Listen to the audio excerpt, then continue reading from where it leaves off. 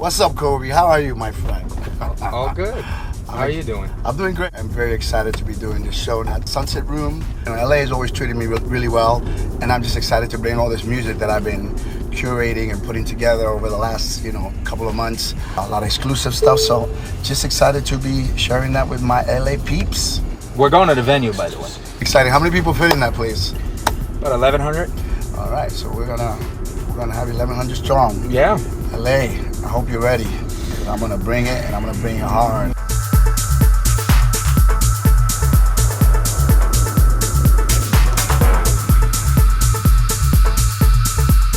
How long do we know each other?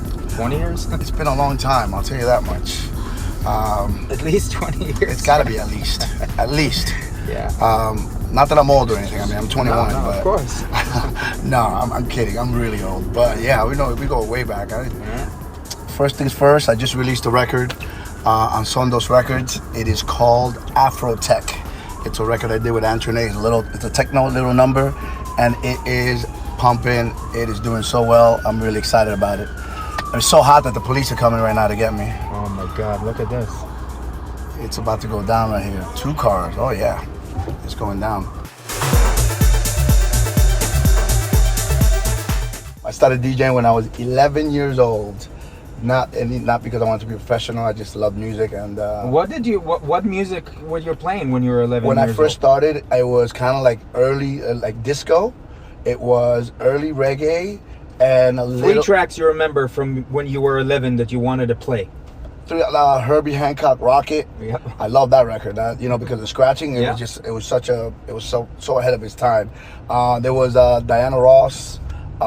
You picked the song. Donna Summer. Donna Summer. I Feel Love. Absolutely. And there were like records like Divine. I don't know if you know the artist Divine. She was like a drag queen. Divine, amazing. She did How to Pick Up Men, Learn to Dance. Also a record called High Energy by what was her name? I mean, there were so many. And then freestyle as well. I got into the freestyle stuff. Judy Torres. What was your first gig? No, I know, but back in those days, it was weddings. Like I would do weddings, and I would do like dances. Like so, I did like my 8th grade graduation party. Yeah. And then when I got to high school, started doing like Valentine's Day parties and Easter parties. Yeah. And then like a wedding, I got my little business card done. Eric Murillo, DJ Eric Murillo, and it was and again it was just a hobby. It was fun, but never intended to be a career move. It was never. There were no big famous DJs back in those days.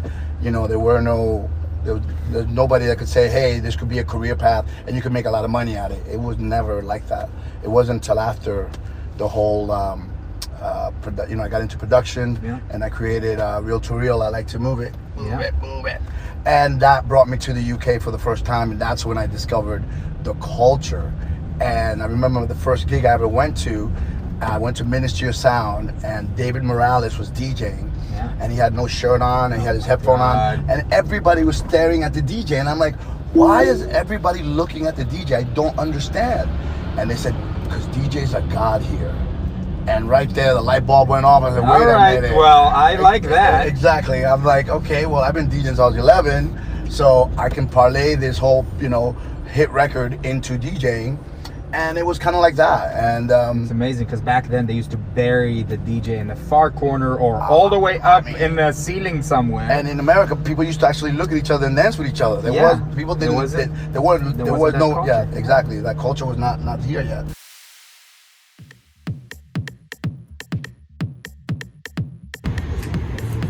Friends. It's open, by the way. Is it?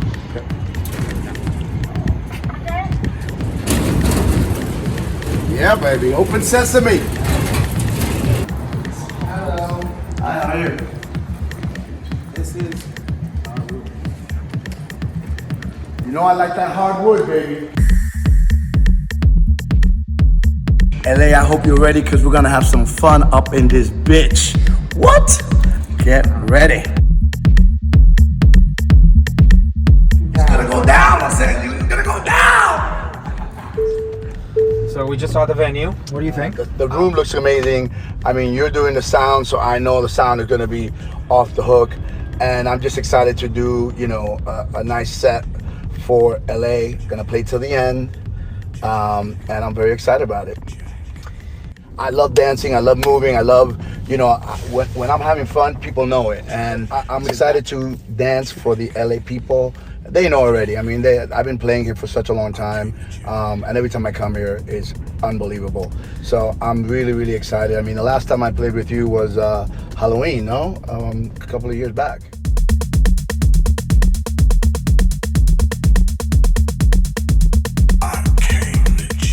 Another question for you. Should he allow sex on stage? No. No sex on stage. All right. No. None of that. All right. Hold on. No. You always had amazing parties, and it felt like it was going toward a certain direction. Mm-hmm. And it feels like you made a 180 to the center of the hottest shows in the industry, in our community, around the world. Well, for me, obviously, like I always was regarded as a house underground DJ, and about 9 years ago, I kind of going through a little midlife crisis, and music kind of separated, and it kind of became house, sort of changed into that EDM stuff. And in the beginning, it was innocent enough, but then it just went so poppy commercial, and I felt like I kind of went in that direction because the underground scene still hadn't developed. So many artists went through a midlife career crisis. Absolutely. And they didn't know. And then I was, which, by the way, is why sound opened up. Clear. We had a big venue, and you definitely provided that. You filled that gap of the underground music, and now that's why you're so successful. But we had a big venue. Thank you. But we had a big venue, and the big venue we would fill with the EDM artists that were just like newcomers. But what happened is the artists that we booked 10 years prior, we would have a tough time doing these shows. So we said, all right, we're not going to stop doing these shows because this is what we love. Yeah. And we opened up sound to cater to a list of artists that went from doing 2,000 people shows to 500-600 people shows, and that's where sound comes absolutely from. Totally. And then for me, I was working on an album. I was gonna have Busta Rhymes on it, Pitbull, all that. And then I was in Ibiza, and I went to go hear Solomon, and it was the first time in a long time that I had seen a club full of good-looking people, a lot of hot girls, dancing to house. But it was like, that melodic house. And I'm like, you have back. And I was like, what the is going on here? And I went the following week just to make sure it wasn't like a fluke. And ever since that summer, I came back and I said, okay, that's it. I'm changing, I'm going back to being Eric Murillo. And it's been a long road. It's been about 5 years. And, obviously last year, about 2 years ago, I connected with, obviously I spoke to you as well. You were one. You played a key role in obviously helping me a lot, and you introduced me to the manager that I have now, James from Anglo, and he really has helped me connect the dots. Who we absolutely love, by the way. Absolutely, completely, and he helped me connect those dots and helped me, approach the brands and the events and the clubs that I wanted to play. And it's been a nice road, because to be honest, it's not like I need to get anywhere, but I wanted to get back to playing music that I loved, doing events with Elro and doing events with Paradise with Jamie Jones and just doing a lot of different things that were where I wanted to be. And it's been a really great ride, and I feel like now I see the trajectory that it's on, and I'm excited. Like everything is happening, and it lets me be me, and that's why I'm enjoying it so much. And now, because now I have a manager for the first time in my life, by the way, because apparently I used to be unmanageable. You're still unmanageable, but you just have a really good manager. And I have agents, and now I can focus on being an artist. But honestly, I've been looking forward to playing in LA for a while. I think the last party I did, actually, it wasn't the pool party. Was the Roosevelt. Should we do that again? Please write down on the comments as well if we should do a pool party with Eric Murillo at the Roosevelt again. I mean, that was unbelievable. And I had to jump on a plane, remember? I had to fucking jump off out there. Right after the show. And I almost broke my foot on the way out. Oh my God. Oh my Lord. But what a party, what energy, what vibe. Honestly, that was really something that I think LA had been missing. and I'm glad that you connected that. You know, good underground music, sun, good sound system. I mean, great people, good-looking people. What more do you want?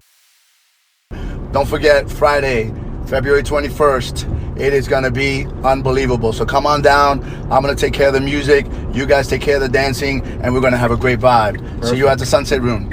Love you guys. Awesome. LA is in the